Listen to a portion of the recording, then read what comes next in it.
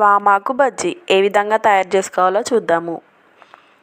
వామాకు అయితే చాలా చాలా మంచిది హెల్త్కి. అయితే ఖచ్చితంగా 1 మంత్కి ఒకసారైనా ఈ విధంగా చేసుకొని తినండి. ఇదైతే మనకి వాము చెట్టు అన్నమాట. పిల్లలకి జలుబు దగ్గు అయినప్పుడు కూడా ఈ ఆకులని వాటర్లో వేసి మరిగించి తాగిస్తే తగ్గిపోతుంది.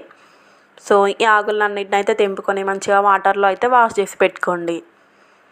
ఇప్పుడు ఇందులోనే 2 టేబుల్ స్పూన్ శనగపిండి, అదేవిధంగా 1 టేబుల్ స్పూన్ బియ్యపిండిని అయితే వేసుకొని, కొద్దిగా జీలకర్ర, అదేవిధంగా సాల్ట్, కారం అయితే వేసుకొని కొద్దిగా వాటర్ని పోసుకొని మన బజ్జీల పిండిలాగా అయితే కలుపుకోండి.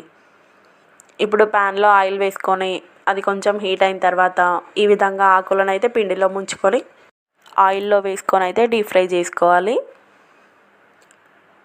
మనకైతే ఈ విధంగా అన్నీ వేసుకున్న తర్వాత స్టవ్ అయితే మీడియం ఫ్లేమ్లో ఉంచుకొని 1 సైడ్ కాలిన తర్వాత ఇంకొక సైడ్ అయితే టర్న్ చేసుకొని ఈ విధంగా కాలిన తర్వాత అయితే తీసుకోండి. అంతేనండి, వామాకు బజ్జీ అయితే రెడీ అయిపోయింది. ఇవైతే చాలా చాలా టేస్టీగా ఉంటాయి. ఖచ్చితంగా ఒకసారి అయితే ట్రై చేయండి.